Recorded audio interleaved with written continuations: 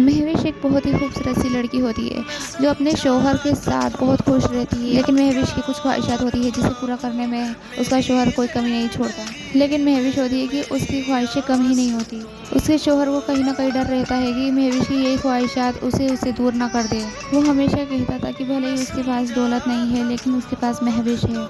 महविश को ही वो अपना सब कुछ मानता था, अपनी ज़िंदगी मानता था। महविश भी उससे मोहब्बत करती थी लेकिन वो अपनी ख्वाहिशों से उससे ज़्यादा मोहब्बत करती थी। एक दिन महविश की ज़िंदगी में शहवार आता है जो बहुत ही अमीर होता है। वो उससे अपनी दोस्त के जरिए मिलती है। अपने दोस्त के भाई की शादी में जाती है तो वहाँ वो उसके साथ डांस करने लगती है जिसे देखकर दानिश बहुत चिढ़ जाता है। घर आकर उन दोनों का बहुत ही झगड़ा होता है।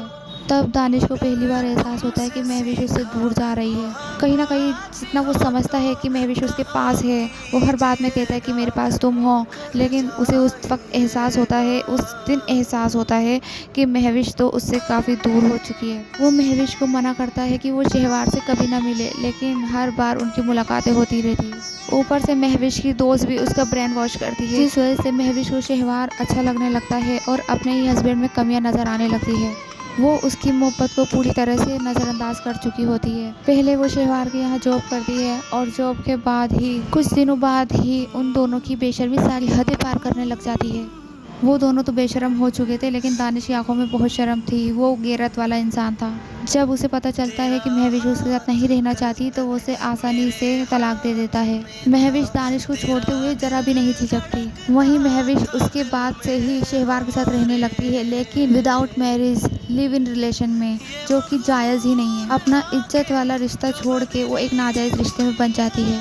इसलिए महविश उसे शादी का प्रेशर डालती है और जिस दिन उन दोनों की शादी होने वाली होती है शहवार की बीवी आ जाती है और उस दिन महविश को पहला थप्पड़ पड़ता है उसकी गलती के लिए, जो शहवार की बीवी उसे मारती है। तब पहली दफ़ा महविश नींद से जागती है।